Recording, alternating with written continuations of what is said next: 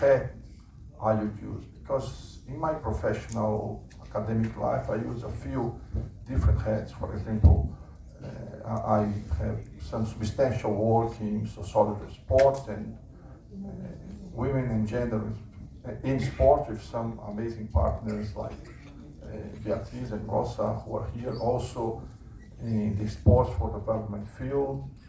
And one of my other work, but which is kind of related to what we've been talking here, is in teacher education, especially in curriculum and democracy, either in school but also in international development.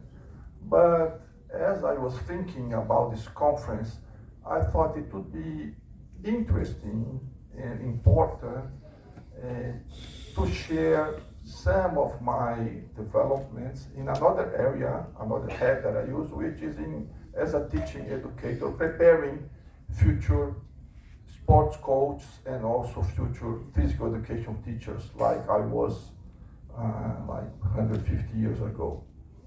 Yeah, and that's why I prepared this presentation, which I think will be a bit different from many things that we've been here. Feel free to look at the website. Yeah, Western Sydney University is just opening their first campus in India, so probably you'll see me here again.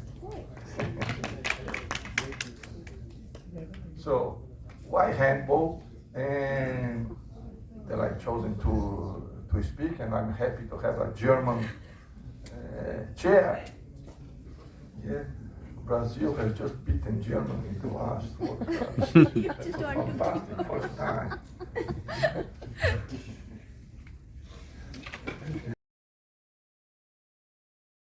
Yeah, but why I have chosen handball to talk about? First, because it's cool, easy game. Yesterday in the movie that was presented, I saw a few Indian teenagers playing handball, and I saw their spirit, their face, how they engage with the game. It's easy, you can play everywhere, and most important, the pedagogical tools I'm going to develop and to discuss with you here, they can be appropriated and transferred to traditional games or different sorts of invasion sports. So we'll talk about this throughout the presentation.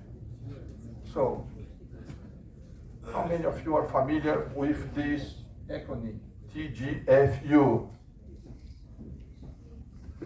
Please. Of course. Yeah. Yes? So, TGFU means Teaching Games for Understanding. In Australia, we call it, of course, we have to have our own way to modify British stuff, so we call it game sense. But it's a pedagogical approach to teaching invasion sports. Not only invasion sports, to teach sports that accounts not only for the motor skills, but as well accounts to the cognitive skills. It kind of returns the games to the children, to the participants, so they can develop their own game. They have to think about what they are doing. They are not only repeating mechanical, they are not only doing repetitions of what a teacher or a coach is doing, but they have to think about the game. But this is what is called the Teaching Games for Understanding or Game Sense pedagogical approach to sports. So I'm going to talk of teaching games for understanding in handball, but it can be, as I said, transferred to any other sort of invasion sports. Invasion sports are the sports where you need to invade some other space to score, or you have to defend your space. So handball, but football, hockey, and basketball, rugby, all these sports. Like cricket is not an invasion space, an invasion sport, because there is one team defending and other attacking. However, in handball and in visual sports, everybody is doing the same actions at the same time. Yeah. And the most important characteristics of these games, and this is what teaching games for understanding is about, are the cognitive skills.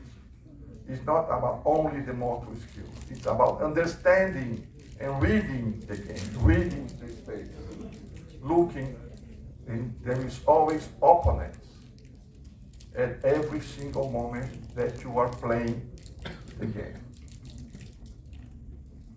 So teaching games for understanding and handball. First thing, the advantages, easier motor skills. In handball, you don't, at least, I mean, of course, at the high level where German play, you need, of course, as any other sport, you need super advanced skills. But to start, there are basic skills of dribbling, passing, and running. So it's very easy to motivate children, boys, girls, any children to participate in this game. Second thing, which I think is super important for coaches and teachers, the handball helps a lot children to combine their motor skills. Yeah, I think this is important, not only running, but running and dribbling. Not only jumping, but jumping and throwing an object. These type of combinations are essential if you want to progress in the game, and again, they can be transferred to other different sorts of sports. You score a lot in handball. You score a lot, so everybody can score, and this is also a psychological it's a key psychological advantage of the game. Yeah, as much as you motivate your children to keep participating and not drop out of sport, this is very important as well. And as you see throughout the presentation, you can adjust the game to play it basically anywhere. As I said, you can play on the grass, on the beach, everywhere, in front of a church, yeah, without any specific equipment. You need a ball and some cones, and there you go. Yeah, you start and you can play.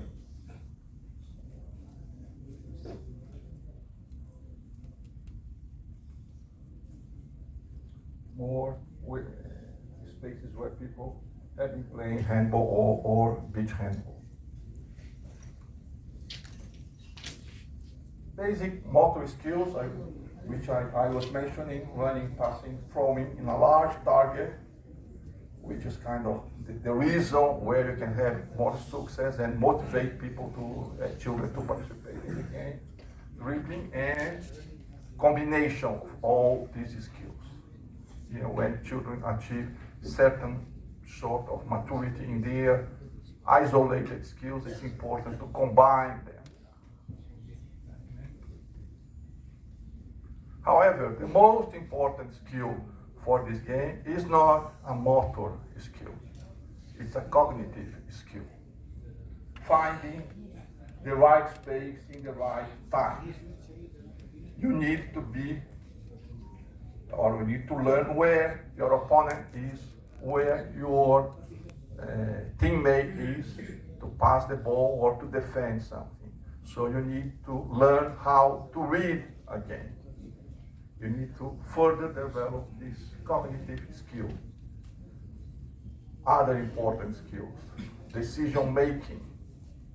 Invasion sports, in particular handball, they promote the development of decision making under time pressure.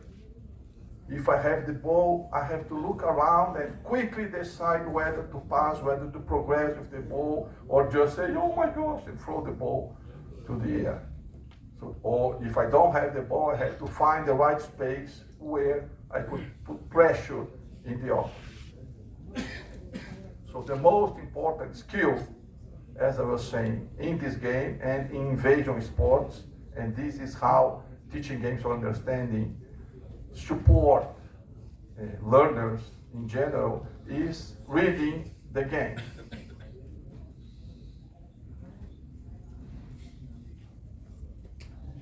You know who the man in the picture is? Martin?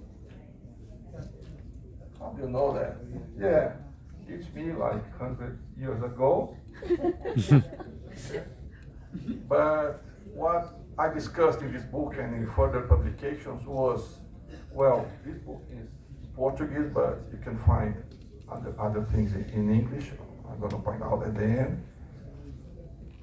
The most important skill that I think, which is I think is the beautiful part of physical education that we want to promote with children and teenagers, is to develop with them their skills of writing their own game.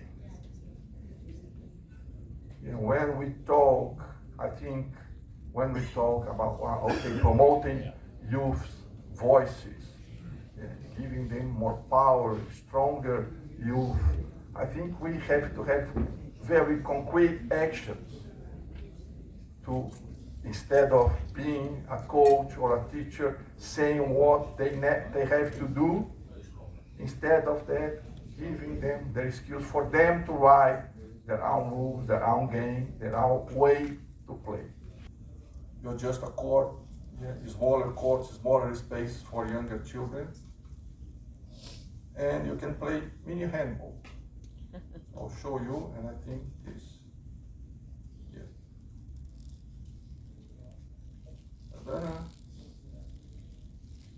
some examples of how you can adjust the game for more fun.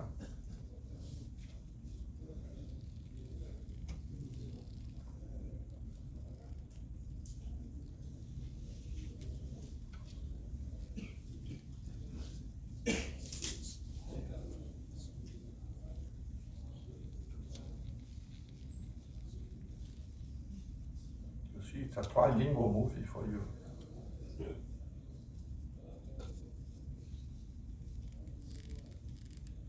So these are typical examples of children owning the game, helping to set up the spaces, adjusted equipment, smaller goalposts, smaller playing spaces, different playing spaces, and lots of friendship, lots of fun.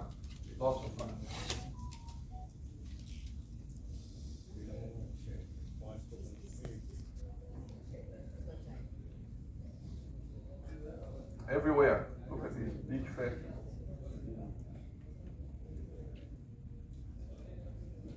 Schoolyard, adjusting equipment, adjusting spaces. You don't need any official thing to play. These guys are playing an official court. Should be in German.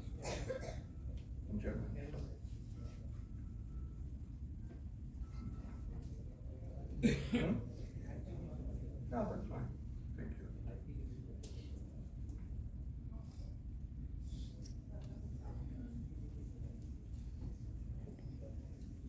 How much time should I stop?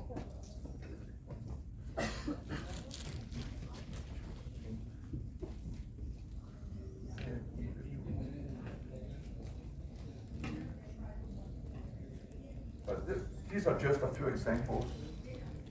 So I think it's really important to establish this conversation with teachers, how they can improve their pedagogical skills by using teaching games for understanding sports. It's a paradox. Yeah? On the one side, we have all these brilliant things. We had exactly like the one who was here or in the other presentation, how good this phenomenon called sports is for many people, and how it can empower and put people together, improve social cohesion. On the other hand, as we know and as we heard in other presentations, exactly because of this fascination is that several people, powerful people, use sport in our as a few sports more than others in our neoliberal systems to promote more inequality. Yeah. And I remember, for example, yeah, I wrote a book about the 2014 Brazilian World Cup, but not sure if many people remember that, but in 2013 there were huge street demonstrations in Brazil against FIFA. And they were about to kind of cancel the Federation Cup that happened 1 year prior to the World Cup. But then the FIFA president said, no, forget. When the ball starts, they will forget about it. Yeah, because of the power and the impression of what sport does. What you describe is a wonderful philosophy. It's also philosophy that has been around for quite some time in certain countries. I know in Denmark, the Football Association has promoted a playing game for more than 20 years. But the resistance comes from inside. Mainly because even the most grassroots-oriented clubs, they are so eager to win. And they look to the elite sport systems and the way the elite sport high performance do, so they resist the changes that you propose. When I watch the Danish handball team to return to handball, I can see and I'm fascinated by the ability of the players to engage in very complicated movement patterns, while at the same time playing artistic ball. But it's a very mental game. You have to know exactly who is moving, how, and so on, and it goes very fast. But there, I have the feeling that the players don't write the game. It's a coach that writes the game and say, now we are going to play like this, like this, like this, in very specific instructions. And I would just like your comment, because Brazil is a country where handball is growing. Brazil is a country with also a tradition of creativity in ball games. And how is this playing out in Brazil? Do you feel that there is, I know you don't live in Brazil, but I think you have very strong connections. Do you feel that there is a contradiction between the creativity that you promote, or is it welcomed as a way to grow the game? Am I clear in my question? Whether you feel there's a resistance because no, we want to produce results and we cannot have results quick enough, or no, we want more people to engage independent of the results. Thank you very much.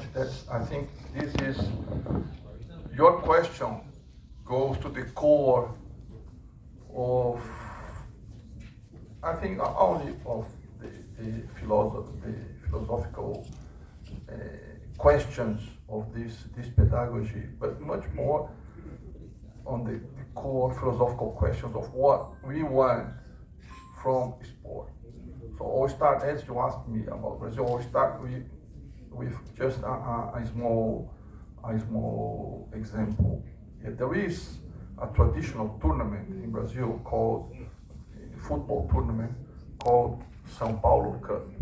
São Paulo Cup happens in January when it's the off-season of the professional football. So it's an under-21 tournament where all the future stars will play. So big teams, like you may have heard about, Flamengo, Santos, they come with their under-21 teams, but also very small teams from rural cities, they come to play, and a few times big, like Ronaldo, big players like Ronaldo, they appear in these very small teams. So 10 years ago, it's not that much, 10 years ago, so it's an under-21 tournament. 10 years ago, the average age of the players was around 19 and a half years old. Yeah, so just prior for them to become professionals. This last tournament, last month, the average age of the players were 17. So what does it say to us? The push for professionalization, and of course the push for results is increasing. It doesn't matter so much. Yeah, well, several players, very relevant players from Brazil in this century, like Alex or past century Zico, they go to podcasts, to interview and say, well, nowadays I wouldn't be playing because I'm short. Yeah. I have developed only when I was 16 or 17. Before that, I was just playing my football and developing not only football, running around and doing whatever. Yeah, so I think this goes to the core of how, as educators or people who think about sport, can trace pedagogical and philosophical strategies to resist in the invasion of commercialism, commodification, and neoliberalism in sport. Yes, and I also think that it goes to the core of some questions that Rosa just raised in terms of, look, this pedagogical approach is not looking to develop super high level players. It's looking to engage much more people in fun activities, in fun physical activities, in fun physical education. And the role of coaching, youth coaches, and physical education teachers is central. If they promote boring stuff, kids will leave. But if they can engage with different pedagogical approach that promote even more fun while promoting a holistic education, I think maybe we can kind of attract more people. My view, on the basis of, well, some age, it is that everything that we say about the positive role of sport is directly connected with elite competition. All these fantastic social effects that we keep declaring would simply, in my view, it's just a position, so I take the responsibility for assuming a position, would not take place without competition, and possibly elite and high-level competition. So if we want to have a social role of sport, we have to build upon the role that competition plays. Otherwise, if we start dismantling this, of course this is an option, and this is something which is taking place somehow in the international and cultural debate in the last 20, 30, 40 years. My position is very negative on that. We have to manage competition, not to dismantle it. Because if we dismantle high-level competition, elite competition, we dismantle the social role, positive social role of sport. This is just a comment given the relevance of what Jens was saying. And this is unfortunately, in my view, and I'm sure that I am representing the view of many former elite athletes that have gone through very difficult times, very difficult challenges. But the declaration that the Commonwealth representative was saying, just one of the declarations of one elite athlete, which is very typical, very positive, but very typical, is the consequence of top athlete, elite athlete, discipline, tough training. Otherwise, we simply have fun, not in the positive sense which was intended now, but fun in the very banal, vague, and not social affecting role. So unless we don't want to dismantle the positive role of sport, we have to manage what competition means, how to manage it, and how to complement it, exactly as in the São Paulo event, for instance, how to combine it with the social role of sport. And just to conclude, because I know that you will be having the presentation on Clear and Sport initiative in the afternoon, in a very simplified way, very simplified way, but in policy making, simplifications can help. Sport bodies and sport organizations, in the view that I express, should be focused on high-level competitions, while other organizations, municipalities, specialized NGOs, in cooperation sometimes with sport bodies, must be focused on the social role of sport. Because these two areas are very different, are connected, specifically interconnected, but very different, and they require different specialized competencies. Sorry just to intrude on that, but the topic was very relevant. Thanks for the attention and for the time.